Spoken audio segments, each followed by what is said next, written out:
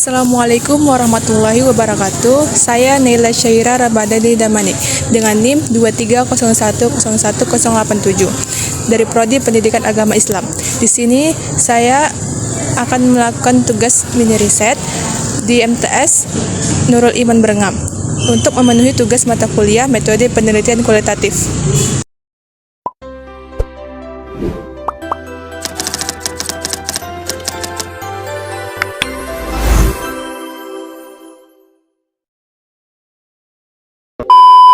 Pertanyaan pertama, bagaimana proses pembelajaran Al-Quran Hadis di sekolah ini? Ada siswa-siswi kita ini yang memang di situ sudah punya talent penghafalan tentang beberapa juz yang mereka anggap bisa, dan tentunya itu berasal dari rumah ya. Mungkin mereka ada belajar di tempat lain, nggak di sekolah sini, tapi ada beberapa yang mereka itu sudah menghafal. Mungkin ada yang menghafal 30 juz, ada juga yang sudah menghafal 3 juz gitu. Tapi pembelajaran di sini bukan berarti nggak ada pelajaran tapis, ada. Tapi sebelum kita mengajarkan mereka sudah bisa sendiri gitu. Jadi itu keberuntungan kan buat kami yang mengajar Quran hadis. Tapi ada juga negatifnya. Negatifnya gini, si siswa ini dan siswi ini ada juga yang nggak pandai baca tulis Arab ya maksudnya ya. Jadi disitulah kami punya program cemana biar si anak ini bisa baca tulis Arab. Nah, pembelajaran itu tadi, kalau yang memang dia sudah bisa, kita teruskan. Tapi kalau yang tadi belum bisa, ya kita upayakan biar dia bisa. Dengan cara kita dipanggil ke depan satu orang kan, yang lain suruh ngapal dulu. Kalau dia memang pelajaran Quran yang belum kaitannya sama mata pelajaran saya, ya kita misalnya ada 10 menit sebelum belajar kan kami baca Quran, yang lain baca Quran dulu, yang enggak maju ke depan. Nah, yang ikut tadi gitu, udah 10 menit dan 5 menit baru kami belajar menurut kurikulumnya. Bagi yang senang otomatis, yang pintar yang pasti senang. Dan juga ada arahan dari saya.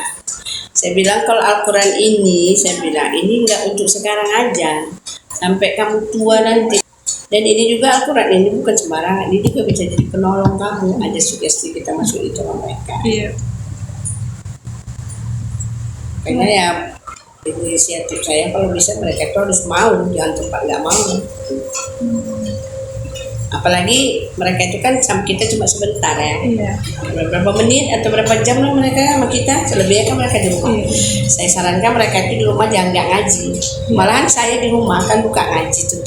Saya bilang, kalian datang ke rumah, saya bilang. Ada beberapa dari jam 2 itu pulang dari sini, itu rumah saya terbuka. Silakan kalian datang ke rumah. Gitu, datang ke rumah. Sampai jam 6 saya tunggu, jam 6 tutup. Dari jam 2 sampai jam 6 itu tutup. Silakan kalian datang. Itulah arahan saya. Kalau misalnya di rumah kalian nggak ada yang jangan ngaji, kalian datang ke rumah.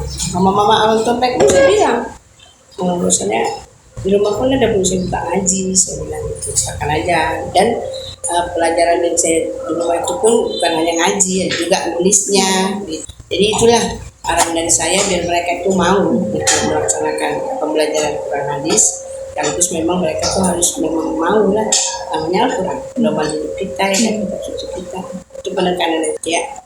Kalau memotivasi mereka itu udah pasti lah. Dan memang pada dasarnya kan kami sering ikutin MTQ ya. MTQ tingkat kelurahan, kecamatan, juga kota.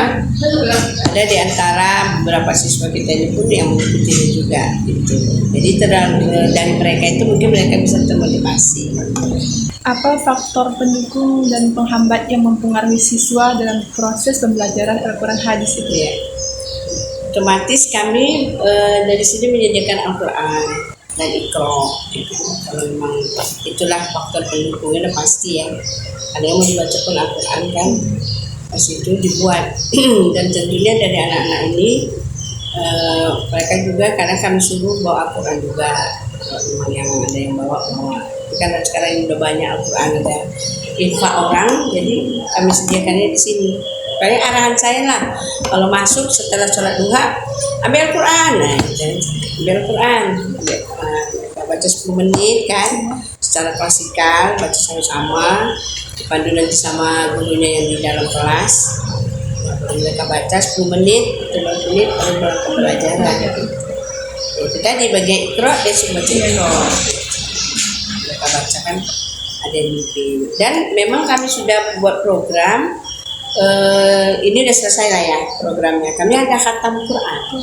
Tiap tahun kami mengadakan khatam Quran. Dan khatam Quran ini kami bagi. Kan ada 3 kelas tuh. Untuk kelas 7 nanti memang saya yang bawa program ini. Kelas 7 nanti dari juz 1 sampai juz 10. Kelas 7 ya. Kelas 8 nanti dari juz 11 sampai juz 20. Kelas 9 nanti dari juz 21 sampai setelahnya. Jadi nanti pas kakak kelasnya selesai, anak-anak ini udah selesai lah pelaksanaan khataman Qurannya. Atau nanti kalau misalnya apa kami buat lagi dengan cara kami setelah libur beberapa waktu untuk Ramadan, kan ada lagi tuh pembelajaran di bulan Ramadan. Kami nggak belajar di kelas. Nah itulah kami buat dengan program-program yang memang tiap tahunnya baca Quran. Untuk menghatamkan beberapa hari lah itu dibagilah murid-murid itu ya kan, dikelompokkan ini juz segini mungkin 15 hari lah gitu, 15 hari atau 12 hari itu kami buat kayak pesantren kilat. Tapi kan pesantren kilat bagi kami itu pembelajaran, karena memang pembelajaran bulan Ramadan bukan pesantren kilat. Nah di situ nanti ada lagi yang khatam gitu. Jadi itu merupakan program-program yang kami buat yang setiap tahun ya gitu. Termasuklah yang baru kami laksanakan untuk kelas 9 khatam Quran.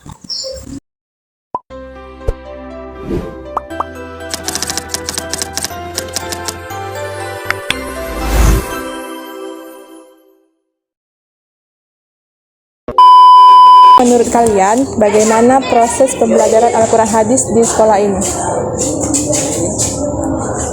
Bagaimana proses pembelajarannya Al-Quran hadis? Apa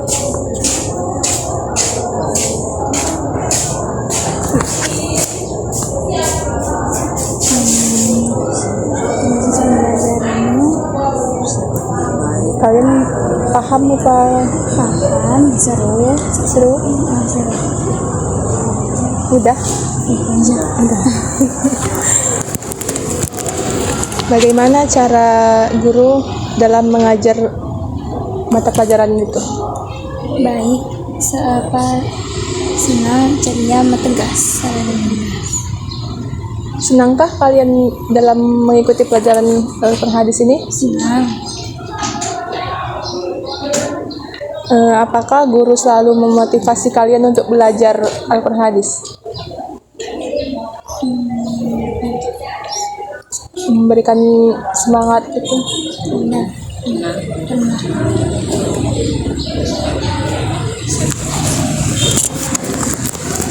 Terus apa saja penghambat dan faktor penghambat dan faktor pendukung kalian itu untuk belajar Al-Quran hadis ini? Ada nggak faktor yang menghambat dalam pelajaran itu? Nggak ada. Kalau pendukungnya, faktor pendukungnya yang bikin kalian semangat gitu? Senang, seru sih pelajaran. Seru, karena seru belajar Al-Quran hadis itu. Iya, enak. Enak.